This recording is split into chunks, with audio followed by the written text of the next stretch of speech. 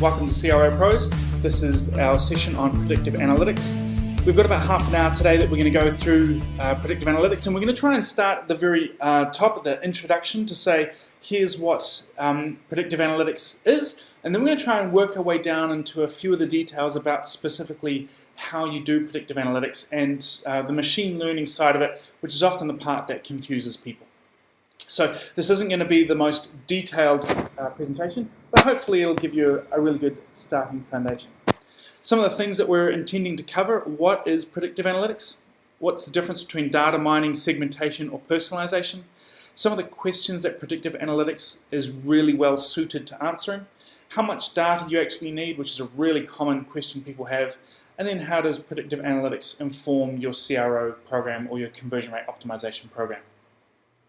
What is predictive analytics? Well, there's a really nice quote that I read that says, "I don't need analytics to predict that if a customer is happy, my business will succeed. What I need is a way to predict changes in customer sentiment to intervene at the right time before a customer churns." Most of us spend our days actually involved in forecasting. We spend a lot of our time predicting whether we think something is likely to be a good option or not. We think about our advertising campaigns and we go, yeah, you know what, I think based on the research, this is what's going to happen in the future. Yes, I think that if I spend the money there, that's where the best outcome is going to be. So we already engage in a whole lot of prediction about life anyway. Predictive analytics is about adding in more data to that decision process so that we can get it right more often than not. Predictive analytics is really well equipped for helping us do, I guess, three really important things, and there's certainly more than this, but three common things that it's good at doing is helping us manage risk. An example could be deciding whether somebody is likely to prepay a loan or not. Optimizing operations, where could we actually find some efficiencies in the process and where are we losing efficiency? And then maximizing profits. What type of customer is most likely to spend the most money? What type of products are most likely to increase a basket size? Those sort of questions. There's a nice little graph that Gartner put out that I think is really useful for helping us understand where predictive analytics falls in the grand scheme of all the analytics and programs that we could work with. Most of the time we spend our lives looking at descriptive analytics, which is that bottom left-hand corner, and it's all about hindsight. It's looking back at your data, maybe it's your Google Analytics or your sales numbers for the year and saying, interesting, 36 people brought something, or the average basket size in July was $475. But it's all about looking backwards at numbers which are descriptive about what happened in history. And what we're looking at doing is going forwards and saying, what do we think people will do? What do we think will happen? And if you really want to get carried away, then you can move into prescriptive analytics, which is basically saying, how can we make it happen? How can we encourage people to take the action? And that's where conversion rate optimization really starts to leverage the insights of predictive analytics and move forward into the prescriptive space. A couple of terms that I wanted to touch on because they get a little bit mixed up with predictive analytics and sometimes people assume that they're the same thing and that they don't. So let me touch on these pretty quickly. Data mining is the discovery of patterns in data through machine learning. So feeding in large quantities of data, letting a machine algorithm look for those patterns and then say, hey, here's what I found out of this data so far. Data mining is really central to predictive analytics, but data mining is not predictive analytics. You can use data mining for activities that are not predictive analytics. So just because you do data mining doesn't mean that it's predictive. Business knowledge is just a way of saying that you've got insight about the bits of data that you want to focus on or which ones are actually going to make a positive impact on the business. It's about being able to weed out all the things that you possibly could do and focusing in on the things that you should do to actually move the business forward. And when you combine those two things together, you get the ability to direct your machine learning to help you make a positive impact on the business. Sounds a lot like CRO really, doesn't it? And this is essentially what you would combine those two things together. The technical ability of data mining and the business knowledge of knowing what data you would want to know that could be predictive, in turn can spit you out predictive analytics numbers. And here's another way of thinking about that. Which question would you rather know the answer to? And it's not that either of these questions are right or wrong, but it's about saying which one do you think would actually be the most useful to you. how many people churned last week, or quit your service is another word for churned, or who is at risk of churning this week coming? Both those are great questions. I would rather know who is likely to churn, because then I can do something about them. Yes, you might also be able to do something about the people who have already churned last week, but it's probably going to be harder to get them back on board than it is to be able to save somebody falling off the bandwagon in the first place. Another question could be, how valuable has customer 123 been for us in the past? Or how valuable is this new customer likely to be for us? And again, that would be about saying, look, I can see that customer 123 has been super valuable and we should do everything we can to try and keep them on board. But if you knew that 3 out of the 10 customers that were coming to your site were going to be 5 times more valuable than others, you might be able to put a little bit more effort into trying to get them on board. Perhaps you might offer them a slightly higher discount or an incentive to join the program. And another couple of terms that are useful to know, the difference between segmentation and clustering doesn't overly matter, but really quickly, segmentation is using borders to form groups. So it would be about looking through your data and saying, find me all the phone calls that were made by people aged between 20 and 35 years old. Clustering is about finding the borders that already exist between groups. So find me all the calls that were made because of the TV ad that ran at 9 p.m. Ultimately, they're the same thing for us when we're thinking about predictive analytics, because both are looking at data sets for things that have happened in the past. So both segmentation and clustering is about taking existing data and filtering it down. It's about taking historic retrospective data or descriptive analytics and filtering it down. And to touch on it as well, personalization or individualization, depends on which term you like, is the result of taking action based on segmentation and clustering when that's been applied to the data points characteristics. This doesn't necessarily make personalization or individualization predictive, because it doesn't have to be based on forward-looking data.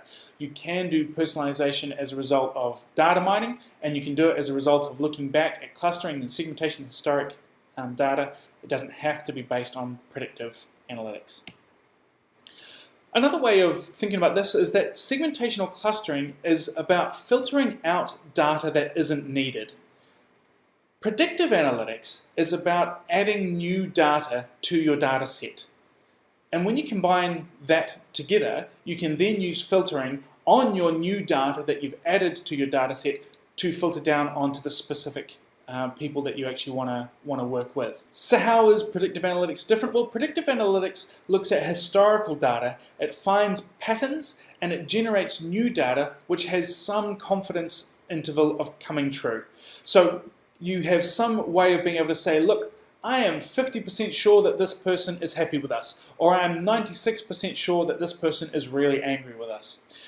For approaches that help you, or attributes that help you define whether something is data mining, there's an emphasis on prediction, funny that, rather than descriptive or classification or clustering. There's rapid analysis measured in hours or days, so you're doing it all the time, or you're running over those numbers on a regular basis so that you've actually got a good indication of what's coming up in the future and how those predictive trends are changing. There's an emphasis on business relevance from the resulting insights, so there's no sort of sitting there going, that was interesting that we had 300 people churn last week, I wonder what that means for the future. There's a real focus on saying these people are at risk, we need to do something about it. And then there's an increasing emphasis on the ease of use, making the tools easy for everyone across the business to be able to get access to, whether that's up the chain in management or whether that's the specialists who are doing the actual work. Here's another way of looking at that filtering or adding data thing. Predictive data could be these 3 colored rows that we've added in here. And if we imagine that this is a score of how happy somebody is with our service to start with, we can see in the first column there, in the pink column, that pretty much everyone's in about the 50% happy with us mark. In the second column, the purple column, we can see that in the first row, their attitude towards us hasn't changed. In the very bottom row, it's gone from 57 to 87%, so this person's got a lot happier with us. And then in the blue column, there's the numbers being run again. So these numbers could have been run on a weekly basis, maybe they've been run on a daily basis. But either way, you can see that when they've been run again, they are now predicting that the people's happiness, and we can see that there's a change in behavior, which means that we can see that these 3 people here are getting happier, much happier with our service, and that's great to know. We can also see that these people here are sadder or less happy with our service, and these are the ones that I would probably be wanting to do something about. Well, of course, it depends what the question is you asked it, but these people are the ones that you'd want to be doing something about. They're the ones that are likely to be churning in the coming future. Some questions that predictive analytics is really well suited for answering is those burning business questions that you've probably had. What is the next best product that we should offer somebody on our site? How likely is this customer to leave us in the next 6 months? What campaign messages are likely to generate the highest customer lifetime value? What triggers a user to leave us? What potential customers should get an extra offer to join our gym? How much should we spend to convert this customer? And a really big one that I used to find a lot when working in advertising is this campaign wearing out? Every campaign has wear and creative blindness that comes along after people have seen a campaign for a long time. If we could predict when that was going to run out or whether it is starting to get there, then we could front foot our campaign development and be able to better allocate our resources. Maybe we do need to create a new campaign this year, maybe we don't. Maybe we could leave it for another 12 months. So, here goes a use case of how this works. The core thing around the way that machine learning works, or that data mining works, is that it looks at data and it then creates a set of rules that help you answer the question that you've asked it. And in this case here, we can see that there are 2 parameters that have been considered, the interest rate and the income, for whether somebody is likely to prepay their loan. And this rules engine, or this machine learning outcome, shows us that there's a set of rules, a flow chart, if you will, that helps us decide. And if we, I'm not too worried about going into the numbers of this specifically, but if we add in one more variable to this, we can see that the numbers start to change. And if we add in some additional variables, so now we've got 5 parameters or 5 variables, we can see that this rules engine or this algorithm starts to get a lot more complex and has a lot more answers to it.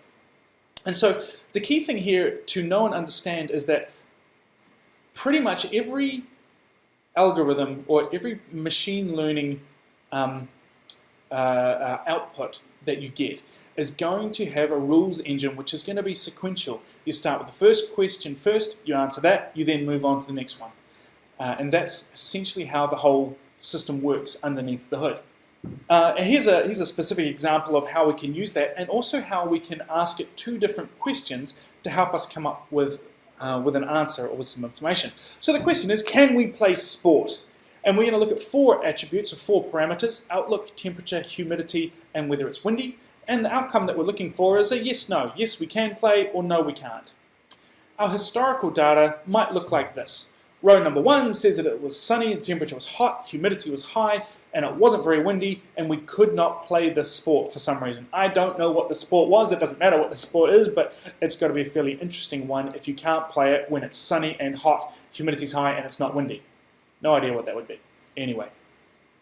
You can see down at row number 3 where it was overcast, hot, high humidity, and not windy, and you can play this sport. So for some reason, when the weather is overcast, it's best to play the sport. Now, look, I just made up this data, so it doesn't really matter what it actually is. But this is the sort of historical data that you might have.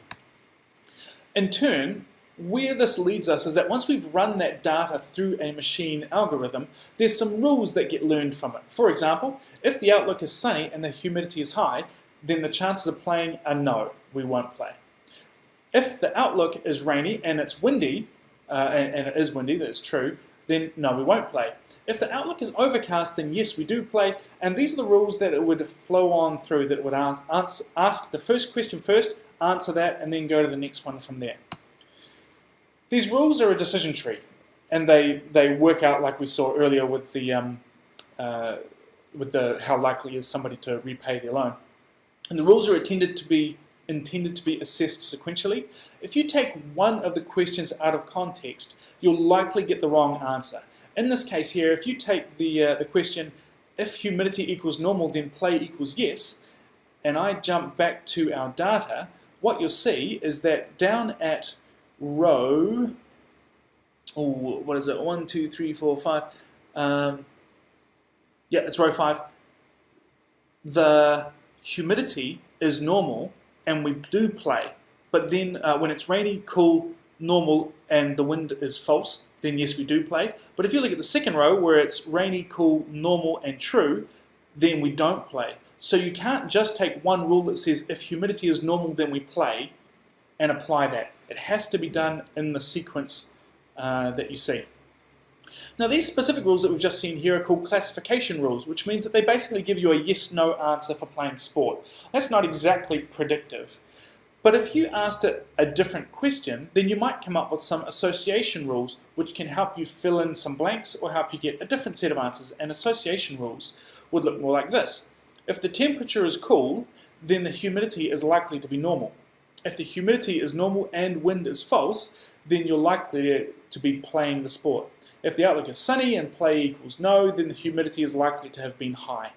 What that is really useful for is helping you fill in data, missing data points like this one here.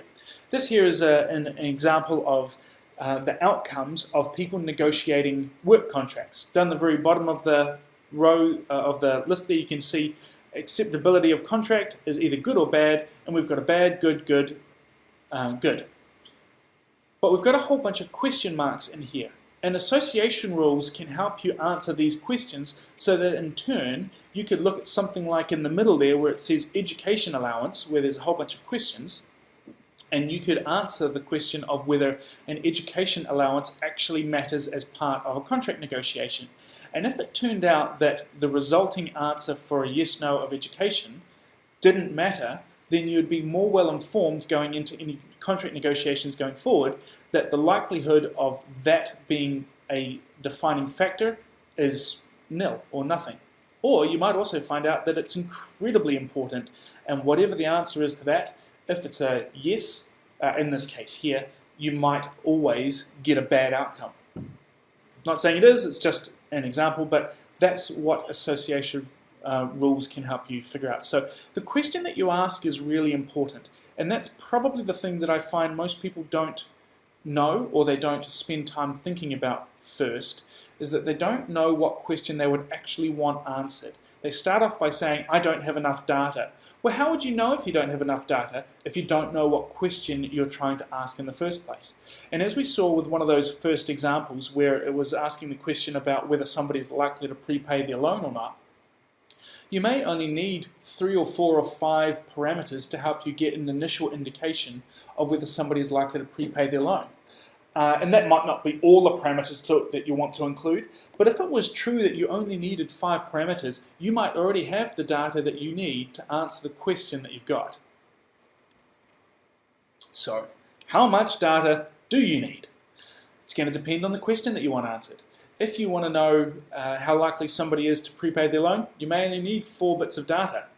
But not all data is valuable. It isn't always more useful to have more data because you can end up with some funny rules or some funny results. And this essentially is where the human component is going to come in, because it'll help you decide whether something is correlated or whether it's causal.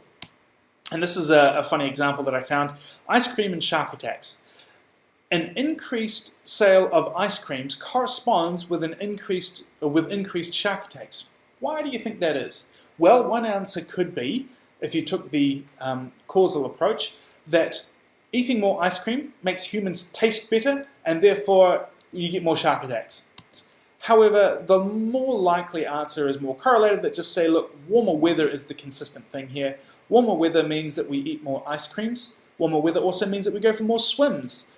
And that in turn means that there is more humans in the water and more sharks, more opportunity for sharks to bite somebody. So, the more data is not always more useful. You need to think about, or this is where thinking about the bits of data you want comes in, because you would sit down and say, how likely is it that this particular parameter will have a bearing on whether somebody takes the action that I want or not?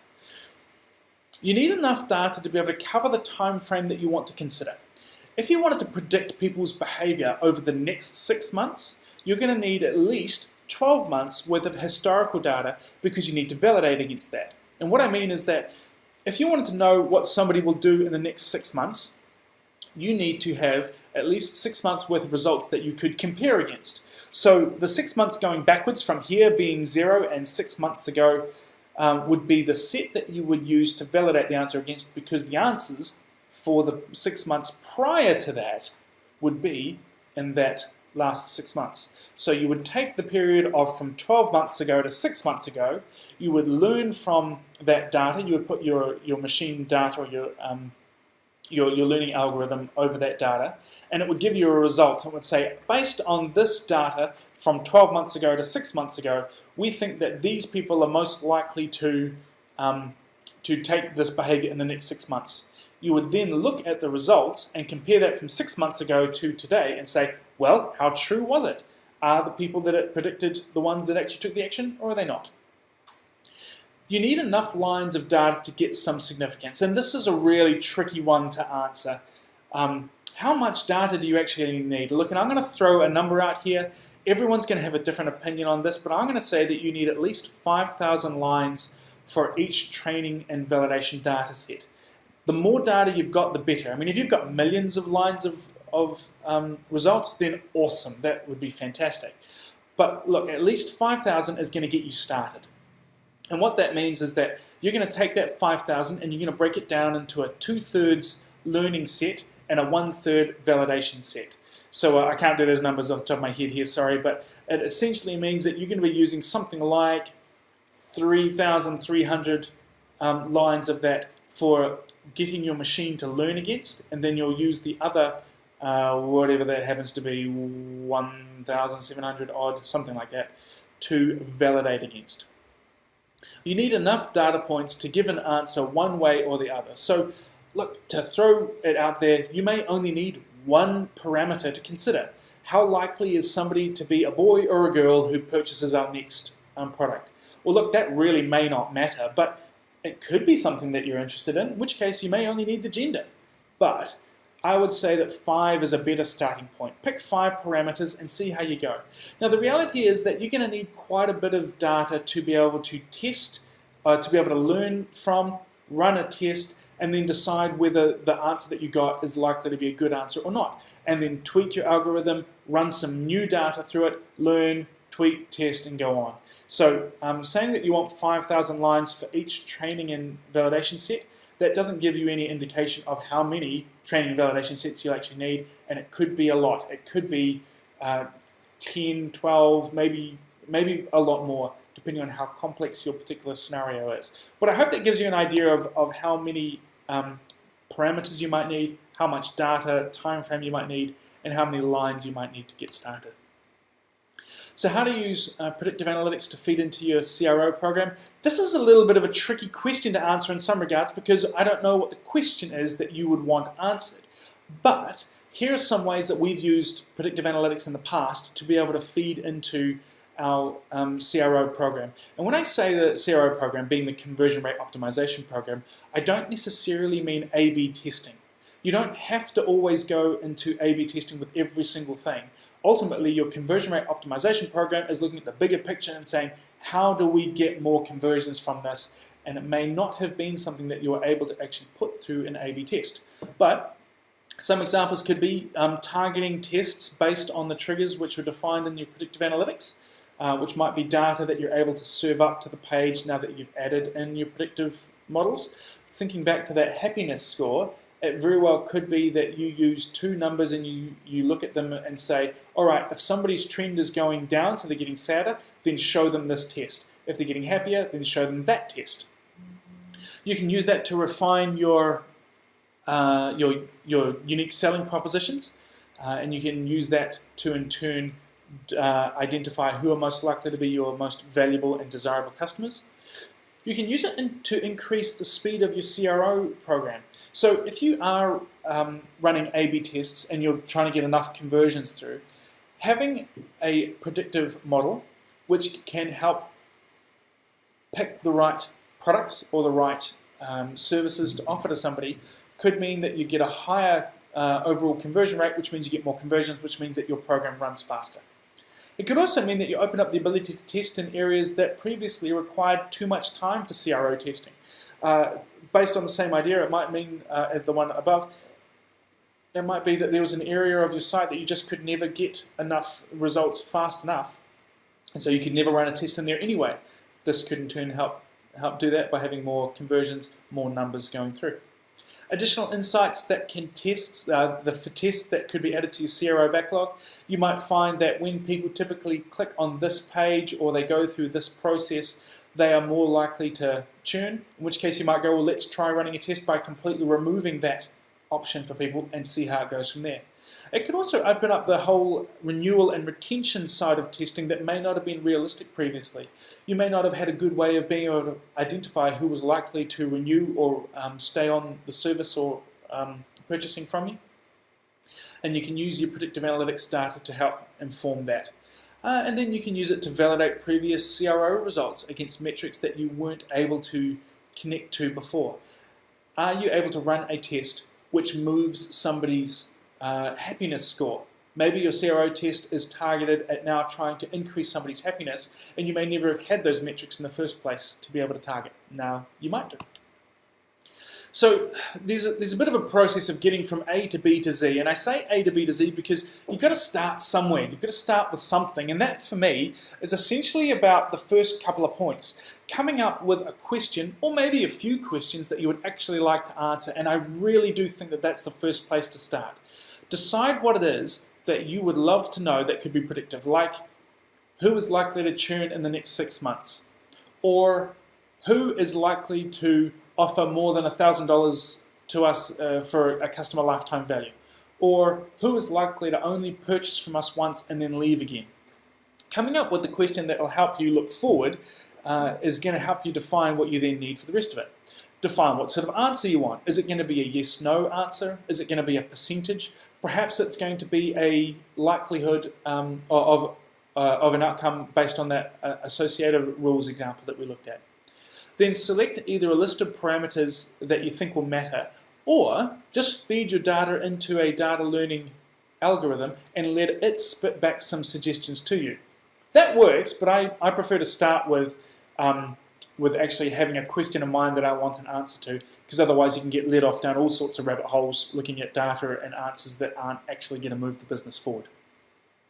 So I would say that helps you basically get from A to B and say, all right, so now I know that this is the data that I want and this is the question that I want answered.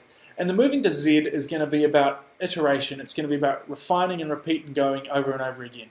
So for being define the data that you want to interrogate meaning that you want to ask questions of. Is it 6 months worth? Is it transactions?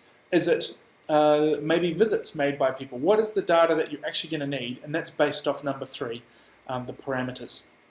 Then you're going to collect and clean your data. There's a lot to say about collecting and cleaning data, and that can get, that's a whole other topic by itself, and we're not going to go into that here. If you ever wanted to know of any good books or suggestions or direction to look at with the whole collecting and cleaning data, you're more than welcome to get in touch with us, and we'll happily give you some free ideas as to where to go or books to read or otherwise. You're then going to break that data down into training and validation sets so that you can feed it into your machine learning process, and that's the sort of thing that companies like Catchy are really well suited to helping do. Not everyone's got the ability to be able to run machine learning processes, but that's definitely something that we get involved in for people.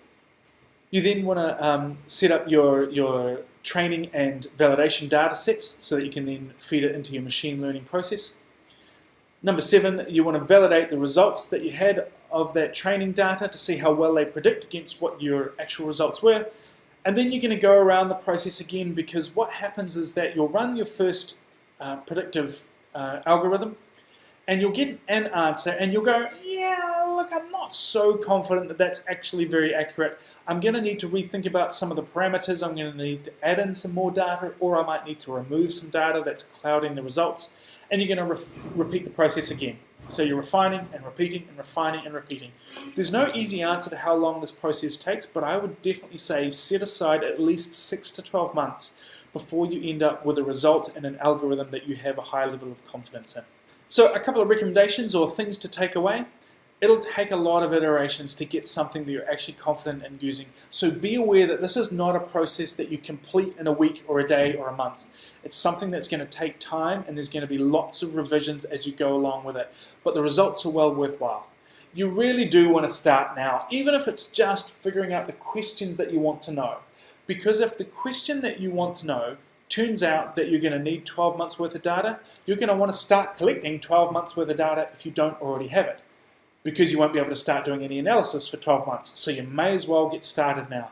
So at least knowing the question that you might want to answer is then going to let you know the data that you might want to collect. And even if you don't know how to do the rest of the predictive analytics thing, at least you'll be collecting data that you could possibly use in the future. Have two sets of data, a training set and a testing set, and don't make a segment of your training data into your testing data, because you want your algorithm to learn from a set of data in the first place, and then you want it to predict against a testing set, so that you can say the algorithm has never seen this testing set before, and this is how it predicts against that testing set. Number 4, try out some different algorithms. We talked about two really basic ones, classification rules and association rules, but there are lots of different algorithms, and they're all going to give you a different result for your data. And so one of the refine and iteration parts could very well be trying different combinations of results, combinations of algorithms to see what sort of results you get. And then be aware that you should be rerunning your algorithm every week or month at the very most. Definitely not every few months, and definitely not every 6 months, because you're just not going to get enough insight out of the trends. You want to run it more often than not. And that brings us to the end. Thank you for joining us. If you've got any questions, we're more than happy to answer them. Flick us an email, info@catchy.digital, and we'll happily get back to you. Thanks.